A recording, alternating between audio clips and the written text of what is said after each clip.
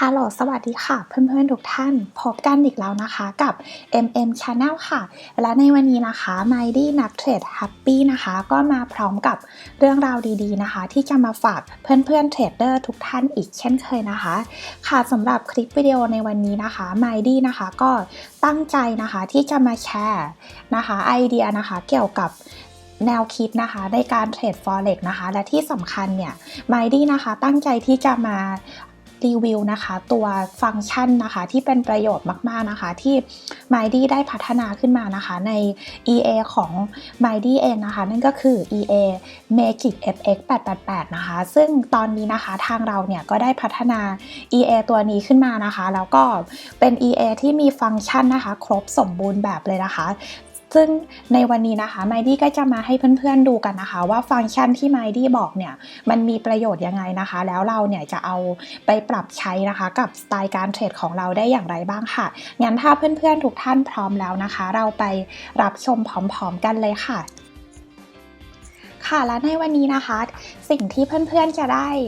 มาดูกันนะคะก็จะมีอันแรกเลยนะคะ Mighty จะพูดเกี่ยวกับไฮไลท์นะคะที่เป็นฟังก์ชันแบบมหัศจรรย์นะคะที่ได้พัฒนาขึ้นมาให้กับ EA Magic FX นะคะแล้วต่อมาเนี่ยส่วนนี้นะคะจะเป็นสิ่งที่มีประโยชน์กับเพื่อนๆอย่างมากนะคะเนื่องจากว่าเป็นระบบเทรดนะคะที่ Mighty เองเนี่ยชอบมากๆนะคะแล้วก็เลยนำมานะคะใช้กับการเทรดด้วย EA นะคะก็คือให้ EA เนี่ยเข้า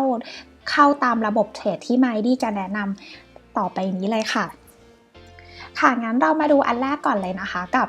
ฟังก์ชันนะคะมหัศจรรย์ของเจ้า EA Magic FX นะคะค่ะฟังก์ชันแรกนะคะมันคือส่วนที่สำคัญนะคะเราเรียกว่าเป็นส่วนของ Magic Panel นะคะก็คือเป็น Panel ที่อยู่หน้าจอเลยนะคะคือเราสามารถที่จะกด Panel นี้ใช้งานได้อย่างง่ายเลยนะคะค่ะกับ Magic ที่2นะคะนั่นก็คือส่วนที่ต้องบอกเลยนะคะว่าเป็นส่วนที่สำคัญที่สุดของการเทรด Forex นะคะนั่นก็คือส่วนของการทำ Money Management นะคะซึ่งมีฟังก์ชันให้เราเนี่ยเยอะมากนะคะในนี้นะคะต่อมาเนี่ยก็คืออันนี้นะคะจะมาเข้าสู่การเทรดแล้วนะคะดังนั้นเนี่ยเราสามารถที่จะเลือกใช้ได้เลยนะคะว่าเราเนี่ยชอบที่จะเทรดด้วยกลยุทธ์อะไรนะคะซึ่งก็จะมีให้เพื่อนๆเนี่ยเข้าได้หลายกลยุทธ์มากๆเลยค่ะค่ะต่อมานะคะเมจิกที่4นะคะก็คือตัวนี้นะคะสำคัญเพราะว่าเวลาที่เราจะเข้าไปเทรดเนี่ยถ้าเราไม่วิเคราะห์ตลาดก่อนนะคะมันอาจจะทำให้เราเนี่ยเทรดในจุดที่ไม่ได้เปรียบนะคะแต่ว่าตัวนี้เนี่ย Mighty ตั้งใจพัฒนาขึ้นมาเพื่อที่จะให้เป็นตัวที่กรองตลาดก่อนนะคะแล้วเราค่อยตัดสินใจว่าควรที่จะเทรดหรือไม่นั่นเองค่ะค่ะแล้วต่อมานะคะนั่นก็คือเป็นส่วนที่เพื่อนๆจะได้ใช้นะคะสำหรับคนที่ชอบเทรดกลยุทธ์แบบ Multi Time Frame Trading นะคะจะบอกได้เลยนะคะว่าตัวกัปตัน Direction เนี่ยจะเป็นตัวที่ช่วยให้เพื่อนๆเนี่ยทำกำไรได้อย่างแน่นอนเลยค่ะและสุดท้ายนะคะเราก็จะมาดูกันนะคะว่ากลยุทธ์เนี่ยที่เราเทรดแบบ Multi Time Frame ด้วย EA ของเรานะคะมันทำได้ยังไงค่ะค่ะงั้นเรามาดูส่วนที่1ก่อนเลยนะคะกับ Magic Panel ค่ะ Panel มหัศจรรย์ของเรานะคะค่ะแล้วนี่ก็คือ Panel มหัศจรรย์ของ Magic FX เรานะคะ Panel ตัวนี้นะคะมันมีส่วนที่สำคัญนะคะอันแรกเลยนะคะก็คือเป็นส่วนที่เอาไว้ Monitor Status ของพอร์ตเรานะคะไม่ว่าจะเป็นโชว์ได้นะคะว่า Account Number Balance นะคะปัจจุบัน Balance เป็นกี่ดอลลาร์แล้วนะคะแล้วก็ Equity นะปัจจุบันเนี่ยเป็นเท่าไหร่นะคะอันนี้จะเป็นข้อมูลเรียลไทม์หมดเลยนะคะค่ะแล้วต่อมานะคะก็คือส่วนของ Profit ที่โชว์นะคะไม่ว่าจะออเดอร์เราจะบวกหรือว่าจะลบเนี่ยเขาก็จะโชว์อยู่ในนี้ทั้งหมดนะคะแล้วยังสามารถแยกโชว์เป็น Profit Buy หรือว่า Sell ได้ด้วยนะคะแล้วก็โชว์ให้เรารู้นะคะว่าตอนนี้เปิดออเดอร์ Buy ไปแล้วกี่ล็อต Sell แล้วกี่ล็อตนะคะค่ะต่อมานะคะกับส่วนที่ดีมากๆนะคะแล้วก็ช่วยให้เราเนี่ยสะดวกในการเทรดมากขึ้นนะคะเราเรียกตรงส่วนนี้นะคะว่าเป็นส่วนของ Manual Trade ก็คือเรานะคะสามารถเปิดออเดอร์จากหน้าจอได้โดยตรงเลยนะคะไม่ว่าจะเป็นปุ่มนะคะให้เรากด Buy Sell นะคะแล้วก็หรือว่า Pending นะคะซึ่งตรงนี้เนี่ยเราสามารถกำหนดหลอตไซส์ได้นะคะว่าเราเนี่ยจะเทรดที่ปริมาณวอลลุ่มกี่หลอตนะคะแล้วก็ตั้งราคานะคะของการทำ pending order ได้ด้วยนะคะไม่ว่าจะเป็นออเดอร์แบบ stop นะคะ buy sell หรือว่าออเดอร์แบบ limit นะคะ buy sell ก็ทำได้ค่ะ ค่ะแล้วต่อมานะคะก็คือเป็นส่วนของการ close order นะคะสามารถที่จะเลือก close order แยกได้นะคะว่าจะเป็น order buy order sell นะคะหรือว่าเราจะปิดออเดอร์ที่เรา pending ไว้ก็ทำได้ค่ะแล้วตรงนี้นะคะมันคือไฮไลท์มากๆนะคะก็คือการปิดออเดอร์ของเรานะคะถ้าหน้ากระดานเราเนี่ยมันมี profit รวมนะคะเป็นเท่าไหร่แล้วเนี่ยเราใส่ขั้นต่ำเป็นจำนวนเหรียญเข้าไปได้นะคะแล้วก็เลือกที่จะกดปุ่มปิดนะคะถ้ากำไรของเราเกินจำนวนเหรียญที่เรากำหนดแล้วเนี่ยเขาก็จะปิดทันทีนะคะหรือว่าใส่เป็นจำนวน loss ก็ได้นะคะถ้าหน้ากระดานของเราเนี่ย loss เกินเท่านี้แล้วเขาก็จะปิดออเดอร์ให้ทันทีค่ะแล้วที่สำคัญนะคะยังสามารถที่จะแยกนะคะปิดกำไรของไม้บายไม้เซลได้นะคะขั้นต่ำกี่เหรียญก็ใส่เข้าไปเป็นจำนวนได้เลยนะคะแล้วก็กดปุ่มปิดที่หน้ากระดานได้เลยค่ะแล้วส่วนต่อมานะคะก็คือเราสามารถกดปุ่มปิดออเดอร์ทั้งหมดนะคะของ Magic Number นี้ได้นะคะก็คืออย่างเช่นถ้าเพื่อนๆนะคะเทรดคู่เงินยูโร USD นะคะแล้วใช้ EA Magic Number ที่1นะคะใส่เข้าไปปุ๊บเนี่ยถ้าเรากดคำว่า close all เนี่ยออเดอร์นะคะที่เปิดในคู่เงินนี้นะคะด้วย Magic Number ของ EA ตัวนี้เนี่ยก็จะโดนปิดทั้งหมดนะคะแต่ว่าถ้าเพื่อนๆกดปุ่ม close all symbol นะคะตัวนี้เนี่ยก็คือจะเป็นการปิดทุกออเดอร์เลยนะคะที่อยู่ในพอร์ตของเพื่อนๆนะคะไม่ว่าจะเป็นออเดอร์ที่เปิดด้วยมือนะคะหรือว่าเปิดด้วย EA ตัวใดก็ตามนะคะจะโดนปิดทั้งหมดเลยค่ะต่อมานะคะส่วนนี้แหละเราเรียกว่าเป็นส่วนที่เอาไว้เป็นกัปตัน direction นะคะตรงนี้ก็คือจะให้มาโชว์นะคะเพื่อให้เราสามารถที่จะดู time frame อื่นได้นะคะอย่างเช่นเนี่ยถ้าเรานะคะมอนิเตอร์สัญญาณจาก time frame ที่ใหญ่กว่านะคะเขาก็จะมาโชว์ตรงนี้นะคะเพื่อให้เราเนี่ยรู้ status นะคะว่าปัจจุบันเนี่ย time frame ที่เป็นกัปตันของเราเนี่ยสถานะเขาคืออะไรค่ะและเดี๋ยวตรงนี้ไมดี้จะพูดอย่างละเอียดต่อไปนะคะเรามาดูความมหัศจรรย์ถัดมานะคะกับตัว Money Management Function นะคะบอกได้เลยนะคะว่าทั้งหมดนี้นะคะคือ Money Management Function ทั้งหมดนะคะที่ Mighty พัฒนาขึ้นมานะคะเนื่องจากว่าเราเทรดเองนะคะเราจะรู้ว่าอะไรบ้างนะคะที่จำเป็นที่สามารถมาช่วยเรานะคะในการจัดการกับเงินทุนนะคะของเราได้เนี่ยนะคะเราก็จะมีตัวที่1เลยนะคะเป็นการคำนวณหลอตไซส์แบบออโตเมชันเลยนะคะแล้วก็มีส่วนของการจัดการกับกำไรนะคะหรือว่ากำไรไปแล้วเนี่ยจะให้มีการป้องกันกำไรไว้ที่ยังไงนะคะแล้วโหมดต่อมานะคะคือการปิดออเดอร์นะคะซึ่งก็มีหลายโหมดนะคะแล้วก็ถ้าพอร์ตของเรานะคะมีการดรอดาวเกิดขึ้นนะคะดรอดาวเนี่ยไม่ใช่แค่เพียงติดลบอย่างเดียวนะคะแต่เดี๋ยวไมดี้จะพูดให้เพื่อนๆเห็นภาพนะคะว่าเวลาที่เราเทรด Forex ไปแล้วเนี่ยมันจะมีจุดหนึ่งนะคะที่เราต้องมีดรอดาวเกิดขึ้นและเราจะทำยังไงนะคะให้พอร์ตของเรานะคะยังคงถ้ามีกำไรแล้วเนี่ยก็ยังคงมีกำไรอยู่ไม่ใช่ว่าพอมีกำไรแล้วพอดรอดาวปุ๊บกลายเป็นกลับมาติดลบนะคะแล้วต่อมานะคะก็คือ loss นะคะก็คือช่วยให้เราเนี่ยไม่ต้องโฮความเสี่ยงเอาไว้ในพอร์ตที่เยอะจนเกินไปค่ะแล้วสุดท้ายนะคะพอเราพอใจแล้วนะคะเราก็อยากจะให้บอทของเราเนี่ยสต็อปไปเลยนะคะแล้วก็ค่อยมาเริ่มเล่นกันใหม่ก็ทำได้เช่นเดียวกันค่ะงั้นเรามาดูส่วนที่1ก่อนเลยนะคะกับส่วนของ Money Management ตัวแรกนะคะก็คือการคำนวณหลอตไซส์แบบอัตโนมัตินะคะหลอตไซส์นะคะที่ EA ตัวนี้นะคะสามารถที่จะออกออเดอร์ได้นะคะอันนี้นะคะที่ Mighty พูดเนี่ยจะเป็นส่วนของออโต้เทรดดิ้งโหมดทั้งหมดเลยนะคะก็คือเราจบกันไปแล้วใช่ไหมคะกับส่วนของ Panel ก็คือส่วนของการกดเปิดปิดออเดอร์หน้าจอนะคะแต่ว่าตรงนี้เนี่ยจะเป็นโหมดที่เอาไว้จัดการกับ Money Management แบบออโต้ทั้งหมดนะคะไม่ว่าออเดอร์ที่เพื่อนๆเปิดไปหน้ากระดานเนี่ยจะเปิดด้วยมือ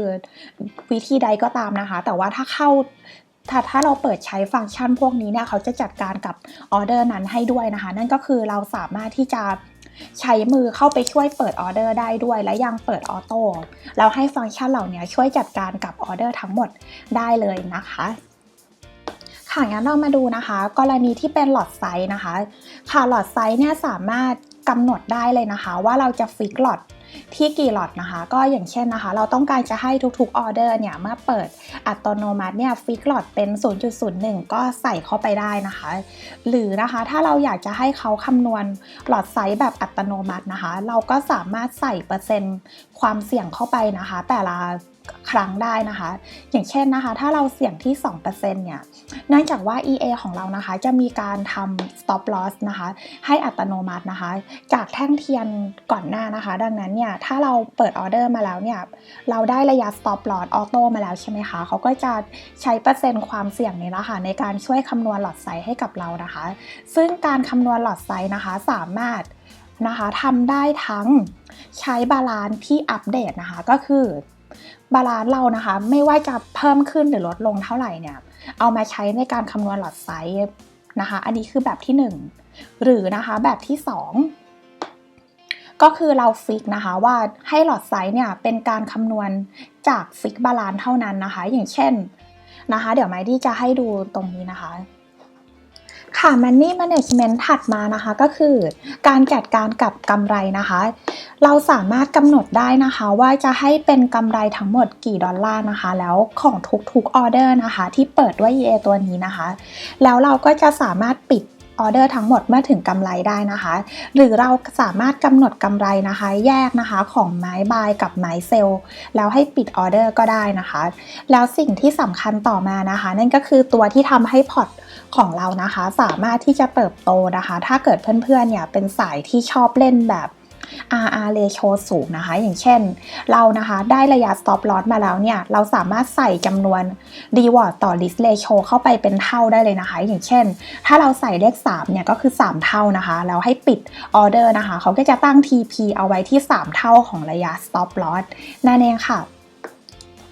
ต่อมานะคะเวลาที่เรากำไรมาแล้วนะคะเรายังไม่อยากปิดออเดอร์นะคะเพราะเรามองเห็นว่ากราฟเนี่ย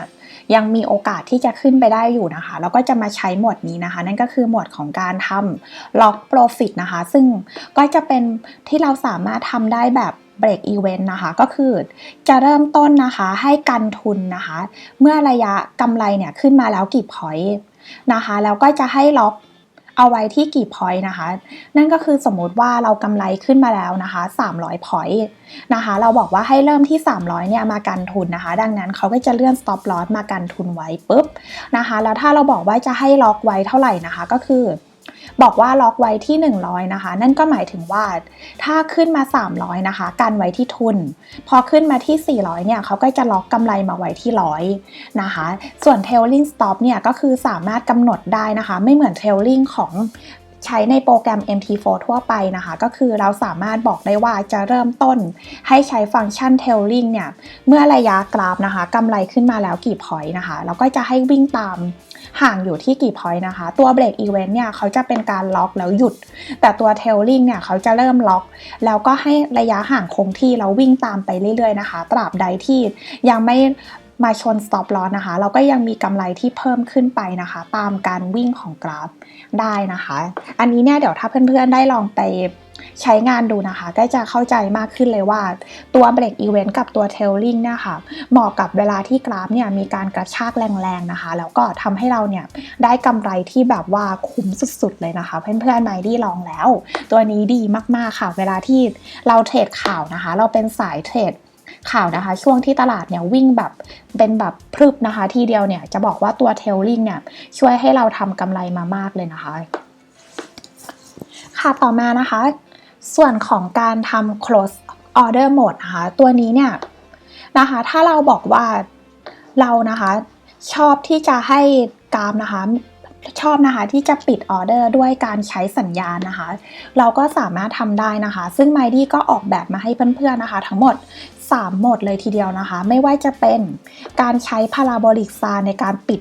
ออเดอร์นะคะยกตัวอย่างนะคะเพื่อนๆถ้าเราเข้าเทรดไปแล้วนะคะแล้วเราเข้าออเดอร์บายใช่ไหมคะแต่สักพักหนึ่งนะคะถ้า Parabolic SAR เนี่ยมีการกลับขึ้นไปอยู่ข้างบนของแท่งเทียนนะคะมันเป็นการบ่งบอกว่าเริ่มมีแรงขาลงนะคะเราก็สามารถเลือกที่จะให้กับออเดอร์ของเราเนี่ยปิดได้เลยนะคะหรือว่าไฮเกนอาคีนะคะตัวนี้เนี่ยเป็นอินดิเคเตอร์ตัวหนึ่งนะคะที่เป็นของญี่ปุ่นนะคะซึ่งตัวนี้นะคะก็สามารถที่จะใช้ปิดออเดอร์ได้นะคะเช่นถ้าไฮเกนอาคีนะคะมีการเปลี่ยนสีนะคะถ้าเราเข้าบายเนี่ยไฮเกนนะคะเปลี่ยนจากขาวเป็นแดงเนี่ยก็สามารถที่จะปิดออเดอร์บายได้นะคะส่วนของหมวดที่3นะคะ โหมดนี้นะคะเป็นโหมดของ Candle Chain นะคะก็คือถ้าแท่งเทียนนะคะเราเข้า buy ปุ๊บแล้วแท่งเทียนเปลี่ยนจากแท่ง bullish นะคะเป็นแท่ง bearish ก็สามารถที่จะปิดออเดอร์ buy นะคะแต่ไฮไลท์ของการปิดออเดอร์ที่ Mighty ทำมานะคะก็คือช่วยให้เพื่อนๆเนี่ยไม่ปิด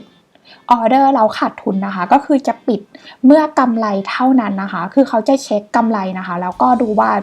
ถ้าเข้าเงื่อนไขนะคะที่เราเลือกใช้งานแล้วเนี่ยแต่ว่าออเดอร์นั้นๆของเรานะคะยังไม่มีกำไรที่ถึงจำนวนเหรียญที่เรากำหนดนะคะเขาก็จะไม่ปิดออเดอร์นะคะดังนั้นเนี่ยช่วยให้เรานะคะไม่โดนการปิดออเดอร์ที่ขาดทุนนะคะซึ่งการที่เราจะปิดออเดอร์ด้วยการขาดทุนเนี่ยก็จะไปใช้ในโหมดของการทำตัว loss management หรือว่า drawdown management นะคะซึ่งเดี๋ยวจะมีต่อไปค่ะนั่นก็คือตรงนี้เลยนะคะนั่นก็คือนะคะเวลาที่พอร์ตของเรานะคะอยู่ในช่วงสภาวะที่ตลาดเนี่ยมันมีความผันผวนสูงนะคะแล้วก็ทำให้พอร์ตของเราเนี่ยต้องทนดอดาวนะคะเราจะจัดการกับสิ่งที่เกิดขึ้นนี้อย่างไรนะคะที่ทำให้เราเนี่ยยังสามารถที่จะเทรดแล้วอยู่รอดในตลาด Forex นะคะไมดี้ก็เลยทำขึ้นมาให้เพื่อนๆนะคะจัดการกับดอดาวได้2แบบนะคะเปิดใช้แบบไหนก็ทำแบบนั้นเปิด2แบบก็ทำได้2แบบเลยนะคะแบบที่1นะคะเราเรียกว่าเป็น drawdown from profit นะคะคำว่า drawdown from profit เนี่ยก็คือเวลาที่เรากำไรขึ้นมาแล้วเท่าไหร่นะคะให้เริ่มใช้ฟังก์ชันนี้นะคะอย่างเช่นนะคะถ้าพอร์ตเรานะคะมีการกำไรขึ้นมาจากทุนเนี่ยสมมติว่า$100นะคะเราพอใจแล้วเราก็ใส่กำหนดได้เลยนะคะว่าให้กำไรมาที่$100นะคะแล้วให้เริ่มฟังก์ชันนี้เขาจะเริ่มทำงานนะคะเราก็สามารถกำหนดเป็นเปอร์เซ็นต์ดอดาวได้นะคะว่าให้เปอร์เซ็นต์ดอดาวกี่เปอร์เซ็นต์นะคะจาก profit ที่ได้มานะคะอย่างเช่นถ้าเรากำไรมาแล้ว100เนี่ยเราใส่ว่าให้เปอร์เซ็นต์ดอดาวเป็น 5% นะคะก็จะเป็น5ของ100%นะคะก็คือประมาณ5เหรียญนะคะถ้าหน้ากระดานของเรานะคะติดลบนะคะเกิน5เหรียญนะคะเราจะให้ทำการอะไรได้บ้างนะคะไม่ว่าจะเป็นเราเลือกได้นะคะว่าจะให้ stop trade นะคะก็คือหยุดเทรดเลยนะคะจะไม่มีการออกออเดอร์นะคะจนกว่าdrawdown นะคะจะติดลบน้อยกว่า5เหรียญนะคะถึงจะเริ่มกลับมาทำการเปิดออเดอร์ตามที่เราตั้งไว้นะคะปกตินะคะหรือว่าถ้าเราเนี่ยdrawdownไปแล้วนะคะถึง 5% นะคะเขาก็จะปิดออเดอร์ทั้งหมดหน้ากระดานเลยนะคะเพื่อเป็นการหยุดความเสี่ยงของพอร์ตนะคะและนี่ก็คือข้อดีนะคะเพราะว่าอะไรโหมดของ drawdown from profit นี่นะคะทำมาเพื่อให้เทรดเดอร์ที่กำไรขึ้นมาถึงจุดหนึ่งแล้วนะคะไม่ต้องทนกับสภาวะที่กลับไปขาดทุนอีกรอบหนึ่งนะคะไมดี้ขอย้ำว่าตัวนี้นะคะตอบโจทย์ไมดี้เองมากๆนะคะเพราะว่าไมดี้นะคะมีช่วงหนึ่งนะคะที่เทรดแล้วเนี่ยกำไรในพอร์ตนะคะขึ้นมาเยอะมากนะคะแต่ว่าถ้าเรายังคงเทรดต่อแล้วไม่มีฟังก์ชันตัวนี้นะคะมันมีสิทธิ์นะคะที่เราจะเทรดไปเรื่อยๆแล้วเนี่ยแล้วเราไปเจอกับสภาวะที่ตลาดนะคะไม่เป็นใจเนี่ยพอร์ตของเราก็จะกลับไปติดลบเท่ากับว่าระยะเวลาที่เราเสียมานะคะเพื่อสร้างพอร์ตเนี่ยมันสูญเปล่านะคะดังนั้นไมดี้ก็เลยทำฟังก์ชันนี้ขึ้นมานะคะคือฟังก์ชันของ drawdown from profit ขอย้ำนะคะว่า drawdown from profit ก็คือกำไรแล้วเท่านั้นนะคะฟังก์ชันนี้ถึงจะเริ่มทำงานนะคะซึ่งเพื่อนๆเนี่ยก็สามารถไปดีไซน์ได้นะคะว่าจะให้กำไรกี่ดอลลาร์แล้วนะคะแล้วค่อยให้ฟังก์ชันเนี้ยเริ่มทำงานให้กับเพื่อนๆค่ะต่อมานะคะเป็นโหมดของ drawdown จาก initial balance นะคะนี่ก็คือปกตินะคะสมมุติว่าเรามีเงินทุนนะคะเริ่มต้นเราก็ใส่เข้าไปนะคะเงินทุนของเราในพอร์ตเนี้ยเราจะให้อยู่ที่$500นะคะเราก็ใส่เข้าไป500ปุ๊บนะคะแล้วถ้าเปอร์เซ็นต์ดอดาวเนี่ยเกินเท่าไหร่ของบาลานซ์นะคะก็คือติดลบเกินกี่เปอร์เซ็นต์ของบาลานซ์เนี่ยเราจะเริ่มให้หยุดเทรดนะคะหรือว่าจะให้ปิดออเดอร์หน้ากระดานทั้งหมดก็ทำได้นะคะโหมดนี้เนี่ยจะเป็นโหมดที่ช่วยป้องกันเงินทุนนะคะไม่ให้ติดลบจนเกินไปนะคะค่ะต่อมานะคะโหมดที่6นะคะกับโหมดของ loss management นะคะ ในโหมดนี้นะคะเราก็สามารถกำหนดได้นะคะว่าให้หน้ากระดานนะคะติดลบเกินกี่ดอลลาร์แล้วเนี่ยให้ปิดออเดอร์ทั้งหมดนะคะแล้วก็สามารถที่จะเลือกได้ด้วยนะคะว่าแต่ละออเดอร์ที่ออกมานะคะเราจะให้ใช้หรือว่าไม่ใช้ stop loss นะคะกับตรงนี้นะคะถ้าเราเลือกที่จะไม่ใช้ stop loss เนี่ยเขาก็จะไม่ตั้ง stop loss ที่เป็นเส้นขึ้นมาให้เรานะคะแต่ว่าเขาจะเอาระยะตรงนั้นน่ะไปใช้กับการคำนวณ risk reward ratio ได้ปกตินะคะแต่ถ้าเราเลือกที่จะใช้ stop loss เนี่ยเขาก็จะตั้งทั้ง stop loss ทั้ง TP ตามที่เรากำหนด reward ratio นะคะค่ะแล้วก็เราสามารถที่จะเพิ่มนะคะจำนวนปิ๊บนะคะเข้าไปที่ stop loss ได้นะคะก็คือสมมุติว่าเขาตั้ง stop loss มาแล้วเนี่ยเรามองเห็นว่ามันใกล้ออเดอร์เราจนเกินไปนะคะเราก็ไปเพิ่มปิ๊บให้กับเขานะคะมันก็ทำให้ระยะ stop loss เนี่ยเพิ่มขึ้นนะคะตัวปิ๊บเนี่ยเพื่อนๆสามารถใส่เป็นจำนวน point ได้เลยนะคะก็คืออย่างเช่น300 point นะคะก็จะช่วย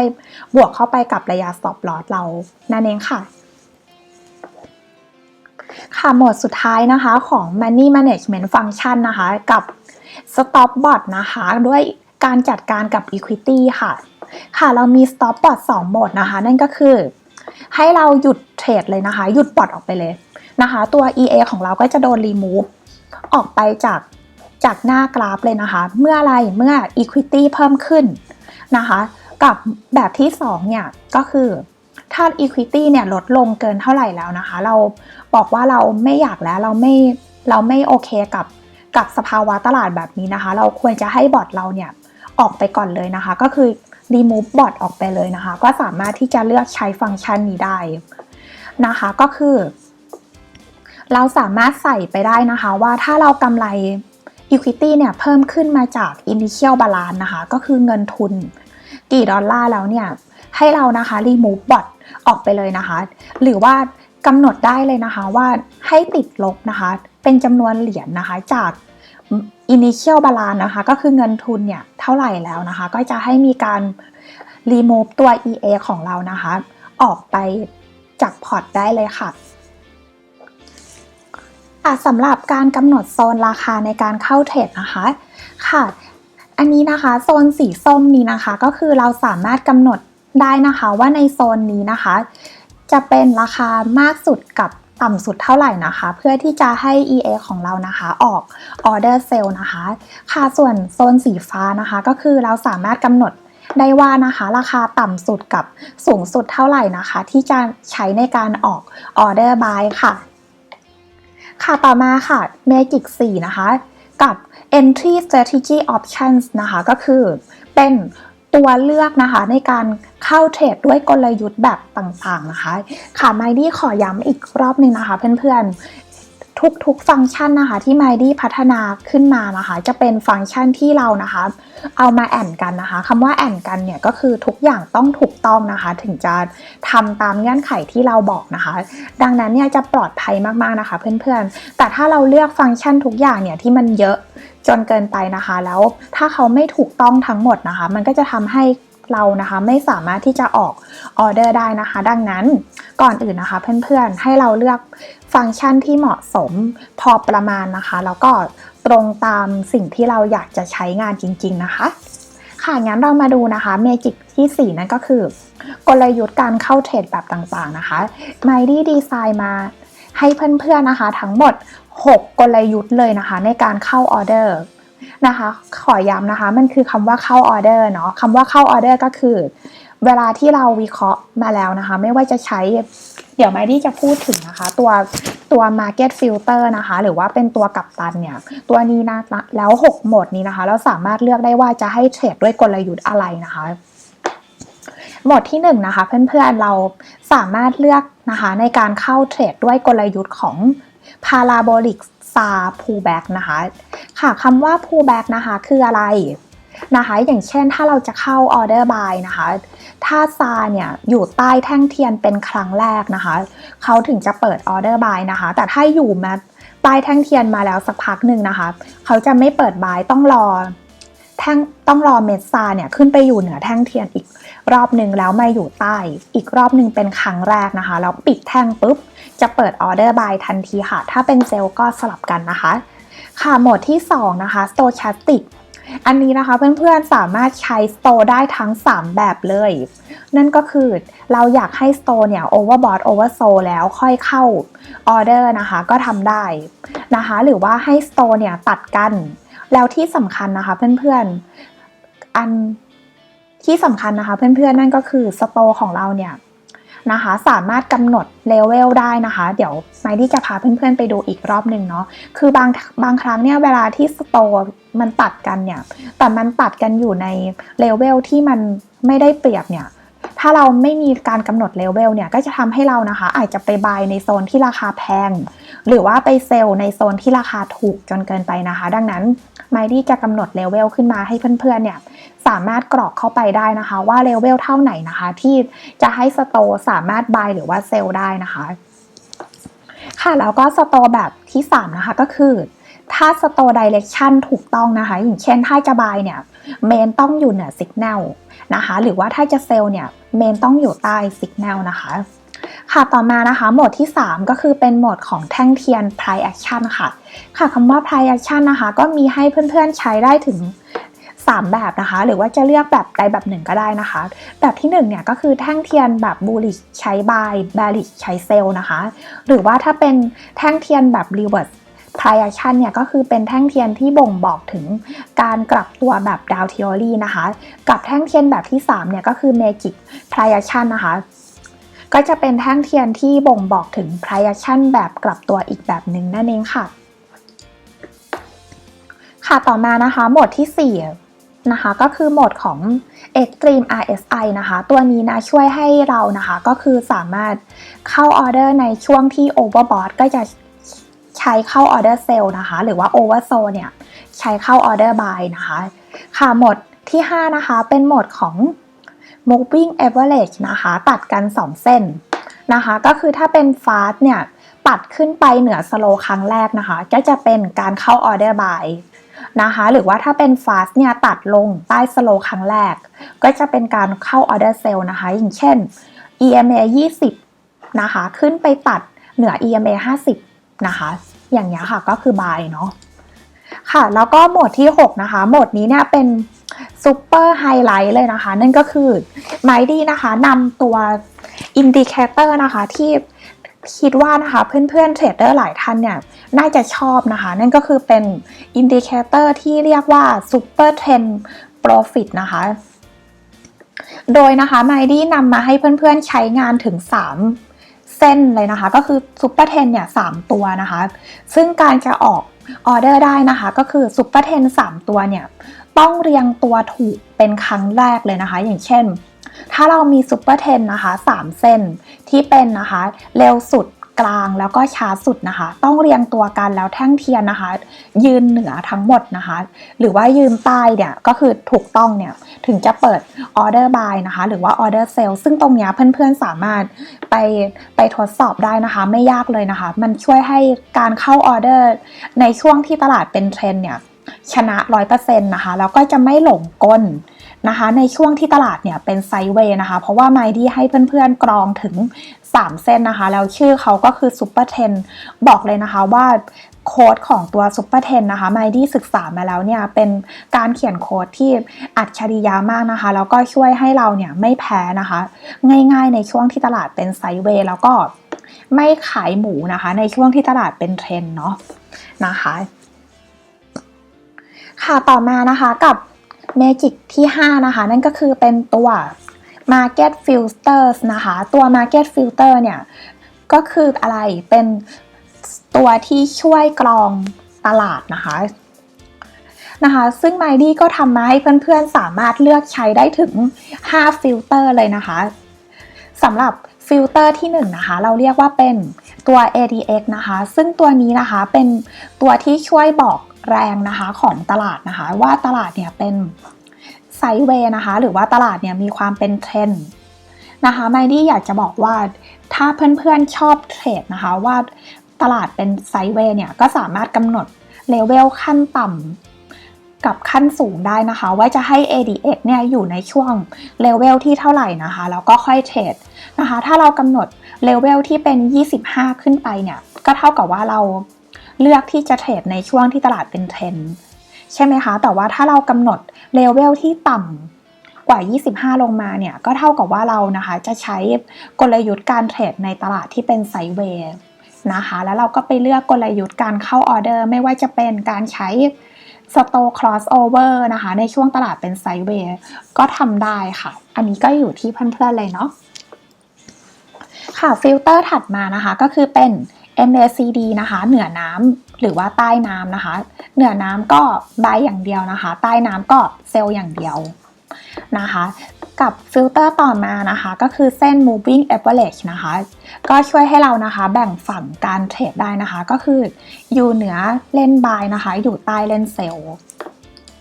นะคะต่อมาเป็นเส้น moving average 2 เส้นเรียงตัวนะคะอย่างเช่นถ้าเป็นตลาดขาขึ้นเนี่ยเส้นฟาสต์นะคะก็จะอยู่เหนือเส้นสโลว์เนาะก็คือบ่งบอกถึงเทรนขาขึ้นนะคะหรือว่าถ้าเส้นฟาสต์เนี่ยอยู่ใต้เส้นสโลว์ก็เป็นเทรนขาลงนะคะแล้วก็ฟิลเตอร์ตัวสุดท้ายก็คือตัว Parabolic SAR นะคะถ้าเรากำหนด SAR ให้ดีๆนะคะตัว SAR เนี่ยสามารถทำหน้าที่ในการแบ่งเทรนของกราฟได้ดีมากๆนะคะเพื่อนๆไมดี้ลองแล้วนะคะค่ะมาถึงเมจิกที่6กันแล้วนะคะกับตัน Direction นะคะตัวนี้แหละเป็นตัวที่ไมดี้ชอบพูดย้ำนะคะเวลาที่ไมดี้นะคะมีการแนะนำนะคะไอเดียเกี่ยวกับการเทรด Forex ไปนะคะไมดี้ก็มักจะใช้เป็นแนวทางการเทรดแบบมัลติไทม์เฟรมเทรดดิ้งนะคะอันนี้เป็นความชอบมากๆเลยนะคะคือไมดี้เนี่ยจะวิเคราะห์กราฟตามเทรนนะคะของไทม์เฟรมที่ใหญ่ก่อนนะคะแล้วก็ค่อยมาหาจุดในการเข้าเทรดในไทม์เฟรมที่เล็กกว่านะคะเพื่อให้เราเนี่ยเห็นรายละเอียดนะคะของกราฟที่ชัดเจนมากขึ้นนะคะแล้วก็ทำให้เราเนี่ยกำหนด stop loss ที่สั้นลงนะคะดังนั้นนะคะก็เลยเป็นที่มาของการพัฒนา Magic 6 ตัวนี้ขึ้นมานะคะซึ่งอยู่ใน EA ของเราเนี่ยกับส่วนที่เรียกว่าเป็นกัปตัน Direction นะคะตัวนี้จะช่วยให้เรานะคะได้เข้าเทรดในจุดที่ไม่สวนกับสภาวะของตลาดที่เป็นแนวโน้มหลักนะคะมันจะเป็นยังไงไปดูกันค่ะค่ะสำหรับกัปตัน Direction นะคะก็คือจะเอาไว้สำหรับ Monitor Major Time Frame นะคะ EA ของเรานะคะสามารถกำหนดtime frame ใหญ่ได้นะคะว่าจะ monitor ที่ time frame เท่าไหร่นะคะอย่างเช่นนะคะถ้าเรากำหนดให้ major time frame ของเราเนี่ยเป็น time frame day นะคะเราก็สามารถที่จะไปเข้าเทรดด้วยกลยุทธ์ใน time frame H1 ก็ทำได้ค่ะอันนี้อยู่ที่เพื่อนๆเลยนะคะหรือถ้าไมดี้เองเนี่ยจะเป็นนะคะแนวในการเทรดนะคะก็คือชอบเทรดที่15นาทีนะคะแล้วก็ไปมอนิเตอร์นะคะ time frame ใหญ่ก็คือ time frame day นะคะหรือว่า time frame week เป็นหลักค่ะค่ะงั้นเรามาดูกัปตันคนที่1ของเรานะคะกัปตันคนแรกเนี่ยเป็นกัปตันที่เขานะคะชื่อว่า Stochastic Overbought Oversold นะคะกัปตันคนนี้นะคะช่วยให้เราเนี่ยหาจุดในการเข้าออเดอร์ใน time frame เล็กที่ได้เปรียบมากๆนะคะเพื่อนๆขอย้ำว่าได้เปรียบมากๆนะคะก็คือถ้า time frame ใหญ่เนี่ยมีสภาวะที่ Overboughtนะคะเขาบ่งบอกถึงอะไรรู้ไหมคะบ่งบอกถึงว่าปัจจุบันนะคะราคาเนี่ยเริ่มขึ้นมาแพงแล้วนะคะอาจจะมีแนวโน้มว่าชนแนวต้านสำคัญนะคะ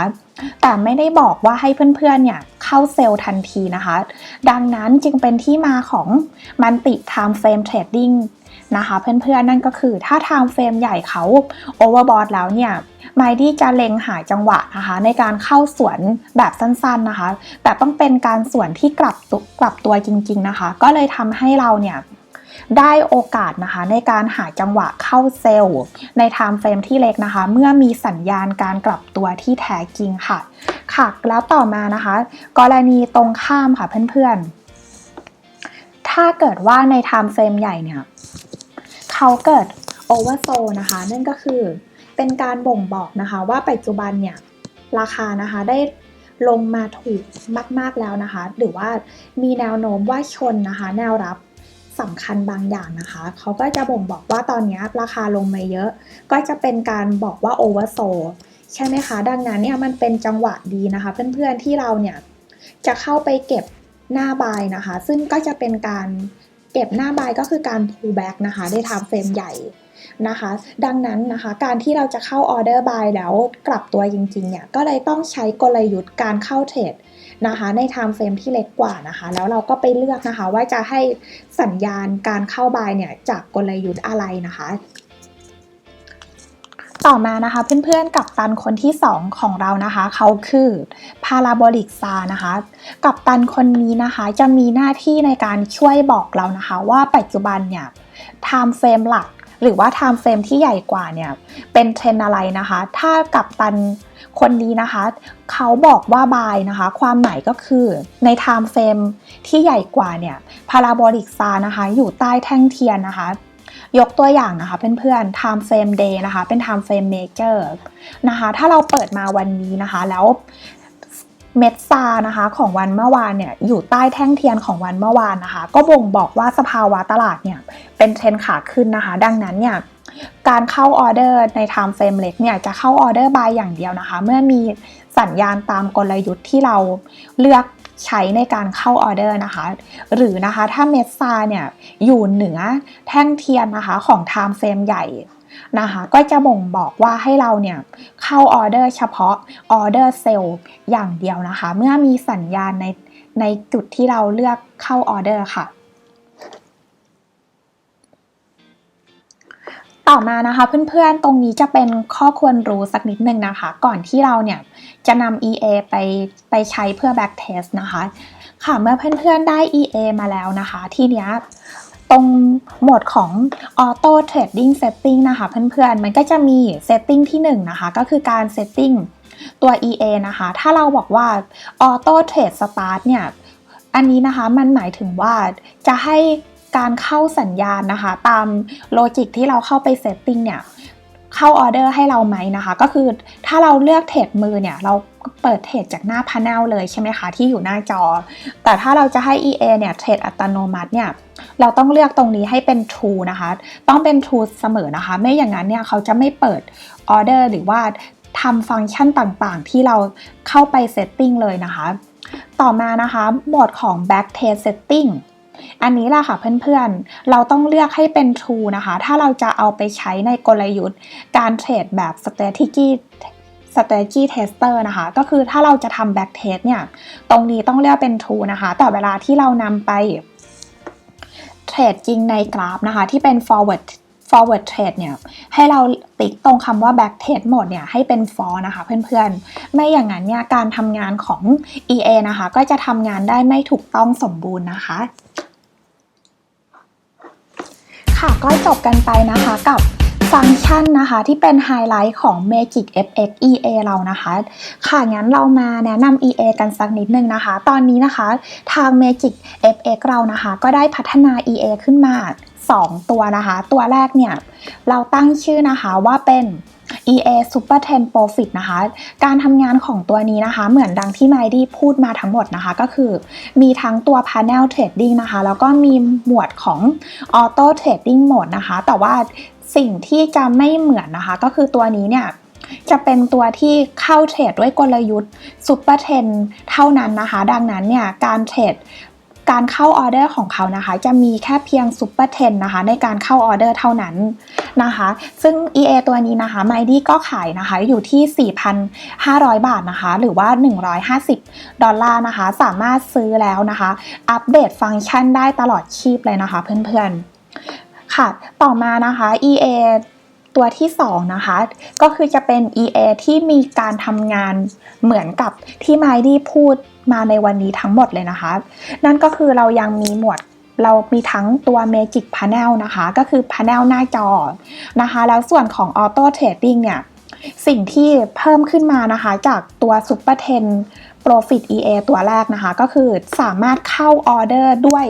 กลยุทธ์หลายๆแบบนะคะเพื่อนๆดังที่ไมดี้พูดในวันนี้นะคะค่ะซึ่ง EA ตัวนี้นะคะ EA Full Version นะคะในราคานะคะก็คือขายอยู่ที่ 6,900 บาทนะคะหรือว่า$215นะคะก็สามารถที่จะซื้อแล้วนะคะมีการอัปเดตฟังก์ชันให้ตลอดชีพนะคะค่ะงั้นเดี๋ยวเพื่อไม่ให้เพื่อนๆนะคะเป็นการรอนานนะคะค่ะเรามาดูนะคะตัวอย่างนะคะในการเข้าเทรดระบบ Magic System ของ Mighty นะคะโดยการใช้ Magic EA ค่ะอันนี้นะคะจะเป็น Magic EA Full Version นะคะ ค่ะแล้วก็กดมาที่ตัวนะคะถ้าเราจะ back test นะคะก็ให้เรามาเลือกนะคะที่รูปแว่นขยายนะคะตัว Dirty Tester นะคะแล้วก็กดตั้งค่านะคะ Expert Property นะคะค่ะเมื่อเรากดเข้ามานะคะเพื่อนๆก็จะเห็น Input นะคะเยอะแยะมากมายเลยนะคะค่ะส่วนแรกนะคะเป็นส่วนของ Panel Trading Setting นะคะค่ะก่อนที่เราจะไปดูการเข้า Trade Auto เนี่ยไมดี้จะมาสาธิตการใช้ Panel แบบคร่าวๆก่อนนะคะค่ะเมื่อเรามาดูที่ Panel Trading นะคะเราสามารถกำหนดได้นะคะเพื่อนๆว่าจะให้ Panel ของเรานะคะกว้างสูงเท่าไหร่นะคะแล้วก็ตัวของ Panel Signal นะคะก็คือ Signal จาก Time Frame ใหญ่เนี่ยจะกำหนดความกว้างความสูงเท่าไหร่นะคะเนื่องจากว่าหน้าจอนะคะของแต่ละท่านนะคะอาจจะไม่เท่ากันดังนั้นนะคะส่วนของการกำหนดขนาดเนี่ยก็เลยสำคัญนะคะแล้วก็ชิป Panel to Right นะคะก็คือจะให้เลื่อน Panel ไปทางขวานะคะถ้าตัวเลขเพิ่มขึ้นเนี่ยก็คือเลื่อนไปทางขวาเยอะขึ้นนะคะแต่ถ้าเราอยากจะให้เลื่อนมาทางซ้ายแล้วก็กำหนดตัวเลขให้น้อยลงเนาะค่ะแล้วก็ชิป Panel Down ก็คือถ้าใส่เป็นบวกเยอะขึ้นนะคะก็คือเลื่อนลงมาเยอะขึ้นนะคะค่ะส่วน Size Multiply นะคะก็คือกำหนดย่อขยายนะคะของตัว Panel เนี่ยว่าจะให้ใหญ่ให้เล็กนะคะค่ะแล้วก็ Font Size นะคะกำหนดขนาดตัวอักษรได้นะคะค่ะทีนี้นะคะมาส่วนของถ้าเราจะทำ back test นะคะส่วนของ auto trading setting เนี่ยถ้าเราจะยังไม่ให้เขาเข้า order อัตโนมัติเนี่ยให้เราติ๊กตรง auto trade start เนี่ยให้เป็น false ก่อนนะคะก็คือจะเป็นโหมดของ manual trade ทั้งหมด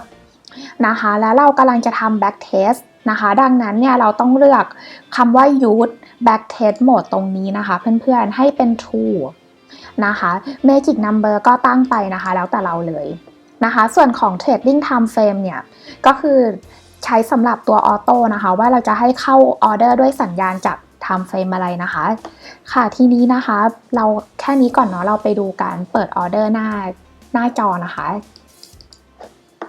ค่ะเราก็อยู่กันที่คู่เงินนะคะ AUD USD นะคะแล้วก็ลองเทรดที่ time frame H1 ดูนะคะกด start เลย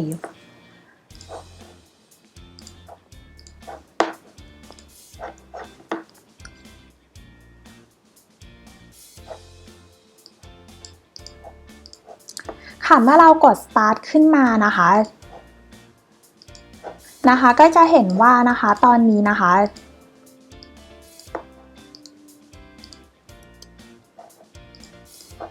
ก็จะมี panel นะคะโชว์ขึ้นมาแล้วนะคะก็จะมีโชว์เลข number นะคะแบบที่ไมค์ที่พูดไปเนาะทีนี้นะคะถ้าเราอยากจะเข้าออเดอร์เนี่ยก็ทำได้นะคะเข้ามาที่ตรงล็อตนะคะแล้วก็ลองพิมพ์ล็อตไซส์ไปดูนะคะถ้าเรากด buy เนี่ยเขาก็จะ buy นะคะแต่ว่าพอดีไมดี้ตั้งในส่วนของการปิดกำไรนะคะที่ขั้นต่ำก็คือประมาณ3 เหรียญนะคะดังนั้นเนี่ยเขาเลยปิดทันทีเนาะอย่างนั้นเราเปิดให้เล็กๆลงหน่อยนะคะก็คือประมาณ 0.01 หลอตนะคะกด buy ได้นะคะหรือว่า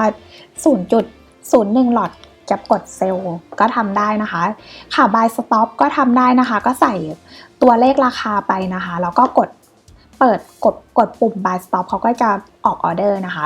ค่ะทีนี้ถ้าเราอยากจะโค้ดออเดอร์ buy ก็กดปุ่ม close buy นะคะออเดอร์ที่ buy หน้ากระดานทั้งหมดก็จะปิดนะคะหรือว่าถ้าเรามีไม้เซลล์อยากปิดก็กด close sell นะคะค่ะหรือถ้าเราเปิดออเดอร์มาเยอะๆนะคะเปิดออเดอร์มาเยอะๆหลายๆไม้เนี่ยนะคะแล้วเราบอกว่าเราอยากจะปิดทั้งหมดนะคะก็ให้เรากด close all เขาจะปิดออเดอร์ทั้งหมดนะคะประมาณนี้เนาะค่ะทีนี้นะคะมาดูกลยุทธ์ที่ไมดี้จะแนะนำในวันนี้นะคะ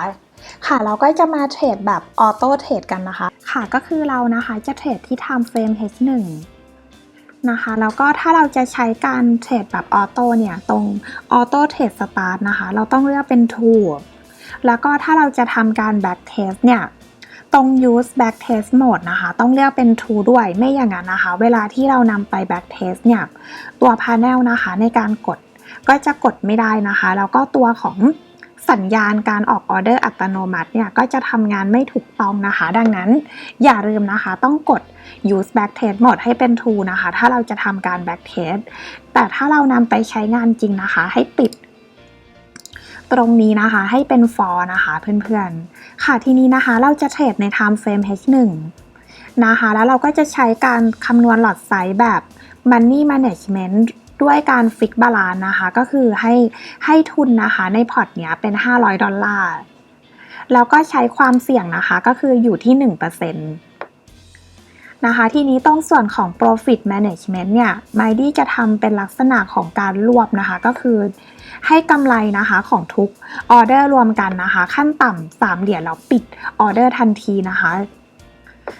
ะทีนี้ส่วนของการทำดอดาวนะคะก็คือ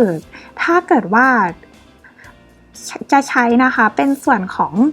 ดอดาวนะคะจากกำไรก็คือจะบอกว่าให้กำไรไปแล้วนะคะจากทุนเนี่ย$100นะคะแล้วฟังก์ชันนี้จะเริ่มทำงานนะคะก็คือถ้าดอดาวนะคะหรือว่าติดลบ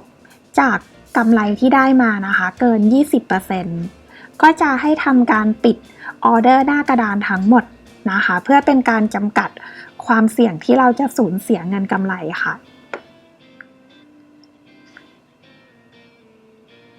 ต่อมานะคะเราจะใช้การเข้าเทรดนะคะโดยใช้เส้น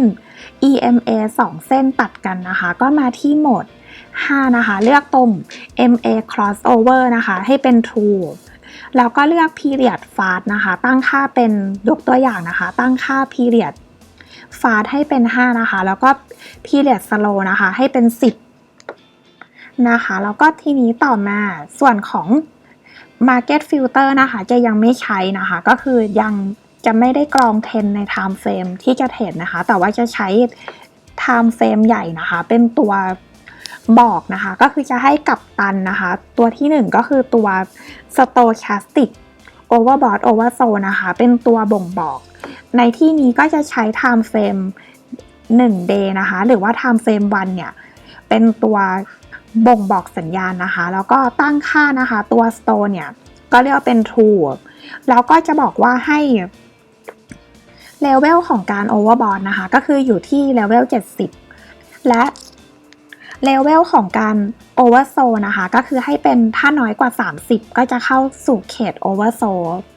แล้วเราก็มาตั้งตัว period ของ store นะคะให้เป็น533ทีนี้เมื่อเราตั้งทุกอย่างพร้อมแล้วนะคะเพื่อนๆก็ให้เรากดโอเคไปค่ะพอเรากดโอเคนะคะเราก็จะมาเทรดที่ Time Frame H1 ดังนั้นนะคะตรง Period เนี่ยก็ให้เราเลือกเป็น H1 นะคะแล้วเราก็กด Start เลยนะคะทีนี้ก่อนที่จะให้ EA ทำงานนะคะเราไปตั้ง Indicator สักนิดนึงค่ะ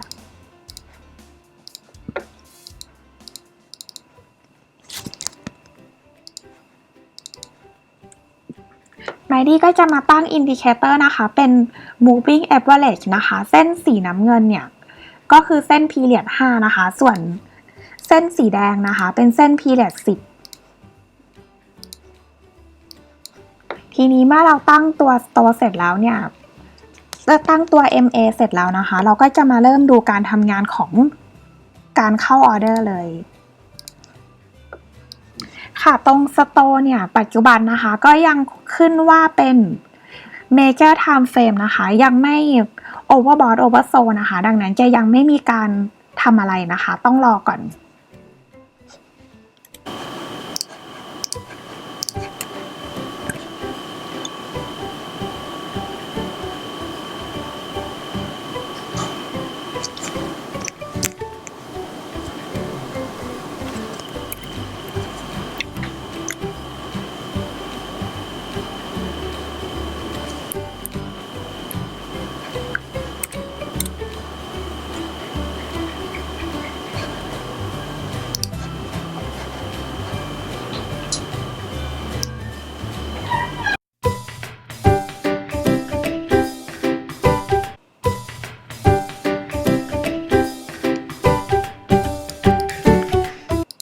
จะเห็นว่าตอนนี้นะคะสโตเนี่ยขึ้นว่า Major Time Frame Overbought นะคะดังนั้นเมื่อ EMA นะคะใน Time Frame H1 เนี่ยมีการตัดกันลงนะคะก็จะเข้า Order Sell นะคะ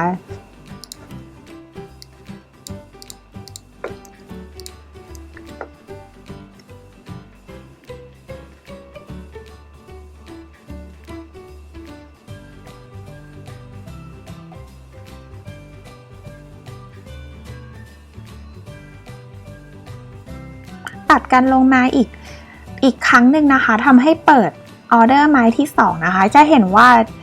ไม้แรกนะคะเปิดจุด02เนี่ยก็คือจากการคำนวณตัว Money Management นะคะตามระยะ Stop Loss ที่เรากำหนดนะคะแล้วก็ออเดอร์ที่2นะคะก็เปิดจุด01นะคะตาม Money Management เหมือนกันจะเห็นว่าตรงนี้นะคะมีการปิดออเดอร์นะคะเนื่องจากว่าเราเนี่ยกำหนดว่าเมื่อกำไรนะคะถึง3เหรียญนะคะก็คือให้ปิดออเดอร์หน้ากระดานทั้งหมดนะคะดังนั้นจังหวะนี้นะคะก็เลยปิดออเดอร์ไปทั้งหมดนะคะแล้วนี่นะคะมันก็เป็นตัวอย่างนะคะในการเข้าเทรดนะคะโดยใช้สัญญาณการตัดกันของเส้น EMA แบบง่ายๆนะคะทีนี้ถ้าเพื่อนๆอยากจะให้ได้จุดการเข้าเทรดนะคะที่ได้เปรียบแล้วก็ปิดออเดอร์เร็วกว่านี้นะคะก็สามารถที่จะไปใช้ตัว Market Filter นะคะเพื่อนๆเพื่อช่วยกรองหน้าสัญญาณก่อนนะคะว่าถ้าปัจจุบันเนี่ยใน Time Frame H1 นะคะยังเป็นเทรนด์ขึ้นอยู่เนี่ยเขาก็จะได้ยังไม่ออกออเดอร์เซลล์นะคะถ้า EMA ตัดกันแต่เมื่อแรงขาลงเริ่มมาแล้วเนี่ย EMA ตัดลงเนี่ยค่อยให้เปิดออเดอร์เซลล์นะคะแบบนี้ก็จะทำให้เราเนี่ยไม่ต้องทนถือดอดาวที่ติดลบนะคะกับพอร์ตเราค่ะแล้วนี่ก็คือตัวอย่างง่ายๆนะคะเพื่อนๆก็หวังว่านะคะเพื่อนๆจะได้นำไอเดียนี้นะคะไปแบ็กเทสดูนะคะแล้วก็ลองปรับอินดิเคเตอร์ต่างๆนะคะให้เข้ากับคู่เงินนั้นๆนะคะแล้วก็ไทม์เฟรมที่เพื่อนๆนะคะเลือกใช้ในการเข้าออเดอร์ค่ะก็จบกันไปแล้วนะคะกับไฮไลท์นะคะของคลิปในวันนี้นะคะไม่ว่าจะเป็นฟังก์ชันต่างๆนะคะของ Magic FX EA นะคะที่ Mighty ได้พัฒนาขึ้นมานะคะซึ่งเป็นฟังก์ชันที่มีประโยชน์อย่างมากเลยนะคะแล้วตอนท้ายนะคะ Mighty ก็มีการยกตัวอย่างนะคะกับระบบเทรดแบบง่ายๆนะคะแต่ว่าถ้าเราบริหารจัดการเงินให้ดีเนี่ยระบบเทรดที่ simple แบบนี้นะคะก็สามารถที่จะทำกำไรให้กับเราได้แน่นอนนะคะเนื่องจากว่าสิ่งสำคัญที่สุดนะคะในการเทรดเนี่ยก็คือระบบนะคะซึ่งระบบเนี่ยประกอบไปด้วยอะไรบ้างนะคะก็ประกอบไปด้วยการเทคนิคนะคะเทคนิคหรือว่ากลยุทธ์ที่ใช้ในการเข้าเทรดนะคะส่วนที่2เนี่ยก็คือส่วนของ Money Management นะคะแล้วก็ส่วนที่3นี่นะคะก็คือส่วนของกัปตันนะคะหรือว่าตัวที่เป็นการบ่งบอก Direction นะคะที่เป็นทิศทางที่แท้จริงของตลาดนะคะค่ะถ้าเรามี3ส่วนนี้นะคะประกอบกันเนี่ยไม่ว่าระบบเทรดนะคะจะ simple ขนาดไหนนะคะแต่ถ้า3อย่างนี้ประกอบกันได้ลงตัวนะคะรับรองว่านะคะเพื่อนๆสามารถที่จะเทรดแล้วอยู่ในตลาด Forex ได้อย่างยั่งยืนอย่างแน่นอนค่ะแล้วถ้าสำหรับเพื่อนๆท่านใดนะคะที่ชื่นชอบนะคะกลยุทธ์ที่ Mighty แนะนำในวันนี้นะคะแล้วอยากจะใช้ EA ในการเทรดนะคะก็สามารถที่จะติดต่อมาทาง Mighty Magic Channel เราได้นะคะซึ่งเราก็มีFacebook นะคะ Facebook Fanpage เนี่ยก็สามารถที่จะมาพูดคุยกันได้นะคะแล้วยังมีช่องทางในการติดต่อนะคะผ่านทั้งทาง Telegram นะคะหรือว่าทาง Line Official ก็ได้นะคะค่ะแล้วก็อย่าลืมนะคะเพื่อนๆตอนนี้เรามี EA 2ตัวนะคะตัวแรกเนี่ยเป็นตัว Full Version นะคะกับตัวที่2นะคะถ้าเพื่อนๆไม่อยากใช้กลยุทธ์ที่เยอะจนเกินไปนะคะก็สามารถที่จะมาเล่นนะคะตัว EA ที่ชื่อ Super 10 Profit ก็ได้นะคะซึ่งEA ตัวนี้นะคะก็เหมาะกับตลาดที่เป็นเทรนแบบจ๋าๆเลยนะคะแล้วก็ช่วยให้เราเนี่ยเข้าเทรดในตลาดที่เป็นเทรนอย่างแท้จริงนะคะไม่โดนตลาดหลอกนะคะในช่วงที่เป็นไซด์เวย์ค่ะและในวันนี้นะคะ Channel เรานะคะก็ต้องขอลาเพื่อนๆทุกท่านไปก่อนแล้วนะคะก็ขอบคุณเพื่อนๆทุกท่านนะคะที่เข้ามาสนับสนุนแล้วก็ให้กำลังใจ Mighty มาตั้งแต่วันแรกจนถึงวันนี้ค่ะก็ขอให้ทุกท่านนะคะมีสุขภาพแข็งแรงนะคะแล้วก็แฮปปี้เบิกบานในทุกๆวันนะคะบ๊ายบายนะคะทุกคนบ๊ายบายค่ะ